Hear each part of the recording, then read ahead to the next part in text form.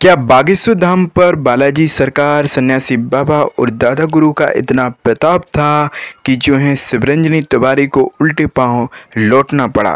उनकी जो है एक भी ना चली। उनके सारे के सारे राज्य, सारे के सारे जो उन्हें बदनाम करने आए थे बागेश्वर धाम सरकार को, उन्हें फंसाने आई थी, उन जो साजिश रचने आई थी, उनकी सारे की सारी पोल पट्टी खुलती जा रही थी। क्या बागेश्वर बालाजी की इतनी कृपा हुई? क्या उन्होंने जो है वहाँ पर धाम पर आने से पहले शिवरंजनी तिवारी की पहले तो तबीयत खराब हुई और फिर जो है धीरे धीरे उनकी पोल खुल गई।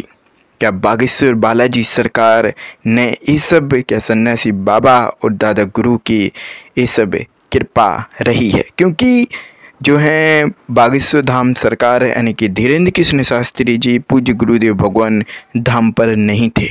वो तो सिर्फ जो हैं एकांतवास में थे और यहाँ पर तो कुछ अलग ही खेल चल रहा था, क्योंकि पूज्य बागेश्वर धाम सरकार पहले कथा और फिर जो है एकांतवास में चले गए थे।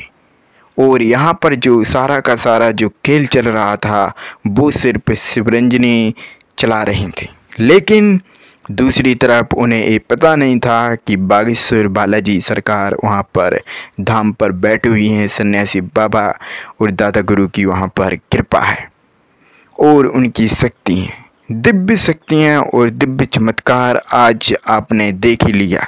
बागेश्वर धाम को जो भी, बागेश्वर धाम सरकार को जो भी बदनाम करने आया, जिसने भी साजिश रची, वो या तो शांत हो गया उन्हीं के प्रताप से, या फिर जो है वो अपनी नाक के बचाते हुए भाग निकला, जैसा कि आज शिवरंजनी तिवारी भाग रही हैं। आप देख सकते हैं कि किस तरीके से जो है पहले तो जैसे जैसे धाम के नज़दीक शिवरंजनी तिवारी आने लगी तो उनकी पहले तो तबीयत खराब हुई, फिर जो है उनके पिताजी कुछ अनाप शनाप बकने लगे और जो है फिर उनकी धीरे धीरे पोल खुलती जा रही थी। महंत जी ने भी उन्हें गलत ठहराया और जो है फिर उसके बाद शिवरंजनी तिवारी धीरे धीरे झांसे में आ रही थी। फिर उन्होंने बयान बदला कि मैंने जो है बागेश्वर धाम सरकार से शादी की कोई बात ही नहीं की, ना ही मेरी कोई इच्छा थी, जबकि वो उन्हें प्राणनाथ और ना जाने क्या क्या उन्होंने इंटरव्यू में कहा है, आप लोगों ने जरूर सुना होगा।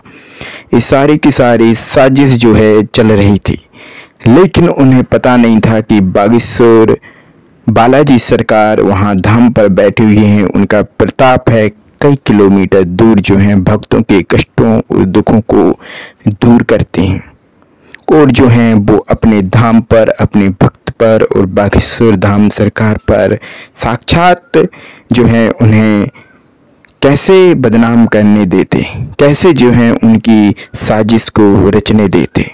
ये सारा का सारा जो खेल चल रहा था वो बागेश्वर बालाजी जानते थे और जिसके कारण जो है, जिनके प्रताप से जो है शिवरंजनी तिवारी उन्हें के दर्शन भी नहीं कर पाए और जो है वहाँ से उल्टे पांव लौट आए।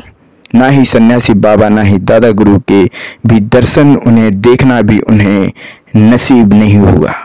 कि ऐसा चमत्कार हुआ कि सारी दुनिया जो है देखकर हक्के बक्के रह गए, क्योंकि बालाजी सरकार के इतनी महिमा जागी, इतनी प्रताप हुआ, इतनी शक्ति जागी कि जो है शिवरंजनी तिवारी को उल्टे पांव ही लौटना पड़ा। उनके पूरे परिवार, उनके पूरे सहयोगी सभी को जो है उनके समर्थकों को भी महकी खानी पड़ी।